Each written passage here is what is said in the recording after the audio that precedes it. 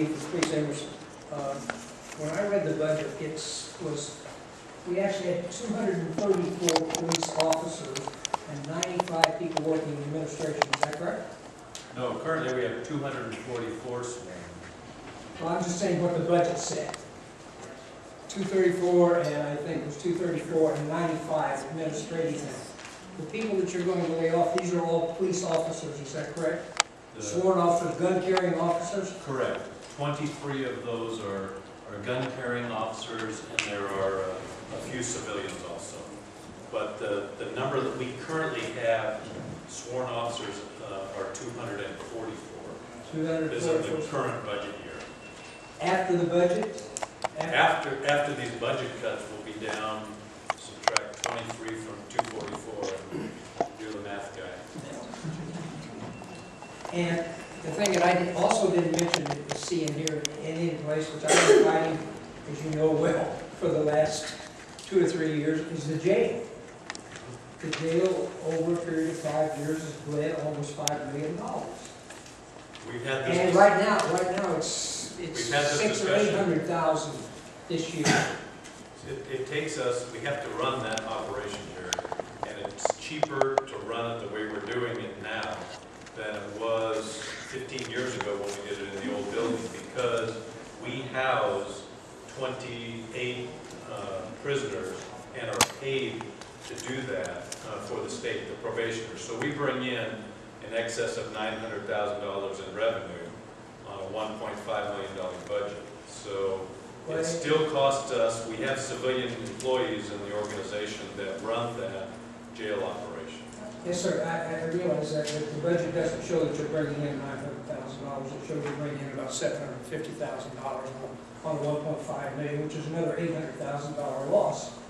And for the last 4 years, it's lost about $900,000. And we're housing people that aren't, they're from out of the county to fill those beds. Most of those people are kept to generate money, and it just doesn't seem right to me. If I was a police officer, I'm being laid off, and you're keeping a police service officer down there and losing money, I would be ticked. Oh, they're not going to be happy with me. They're going to all line up with you. No, I'm not happy with it. 500. I mean, I'll tell you what, I'll trade that jail for the nature center for the jail any day. I'll bring them. Yeah. We're losing the same amount of money, $650,000. So I'll speak to council about it, Chief, and I'm sorry, I don't mean to get in an argument with you. I know you're doing the best you can.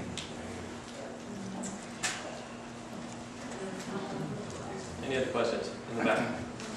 What are the city's plans with the buildings that are enclosed, like library, parkway, gyms, and nature center? And with the nature center, what are their plans to do with the animals? Yeah, the library one's a bit easier because the library on the east side is housed at East Lake High School, so there would be no problems with the building. That's not completely true. You can't explain it away. It's the most affordable library in the county because of that. So it really isn't that big of savings either. Yeah, I'm not trying to explain it away. I'm just saying in terms of the facility being closed, that facility is not going to be closed as opposed to things like Parkway Pool. There would be cost incurred to actually get that facility ready to be shuttered, and there would be cost incurred with getting the equipment and the facility at the Nature Center ready to be shuttered for some period of time. And there are, of course, going to be costs associated with somewhere down the road reopening those facilities. In regards to the animals, there are discussions and efforts that are going to have to take place in regards to where those animals can be placed. So there will be costs associated with shuttering and reopening, but are they going to be shuttered? The proposal is to close the Nature Center, the Parkway Gymnasium, and the Parkway Pool. Are these two meeting events that we're having right now, this one that we're attending now and the next one in East Lake, the only two opportunities for the public to comment or make suggestions or propose ideas to the city? No, certainly not. There's a December 4th budget workshop with the City Council. There was a public workshop with the City Council on November 17th.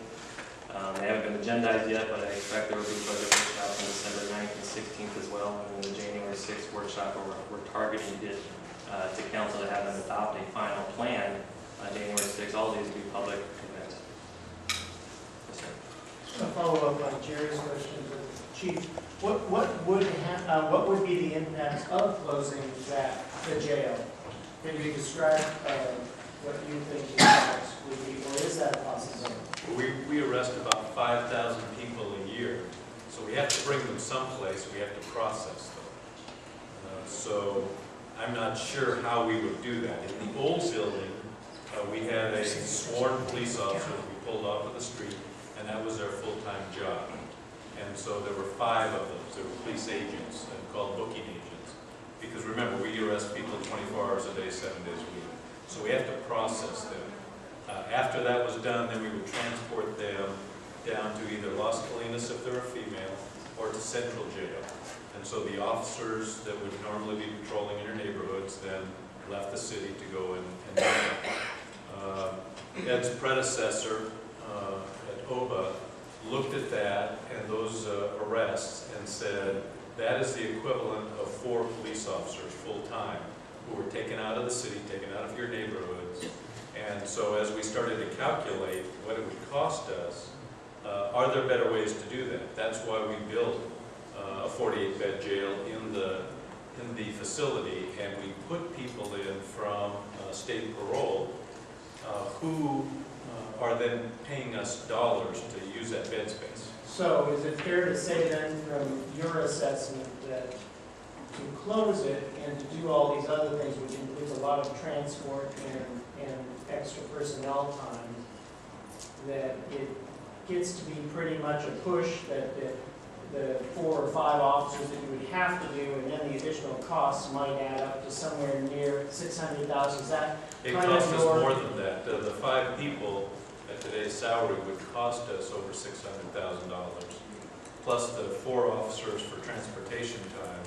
So you're at about $1 million.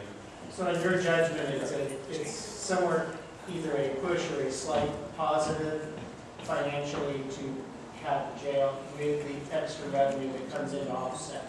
That is correct at this time. And where Jerry's initial questions came from, the first year or so we were in operation, we didn't have that revenue coming in. And so there was, we had budgeted dollars. The former city manager had budgeted revenue that we would have accrued, and we didn't.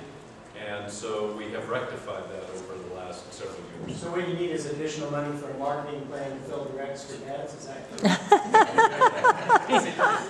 Seem to be filling it. I wish we didn't have to fill it at all. That would be a wonderful comment on society. Thank you for the explanation.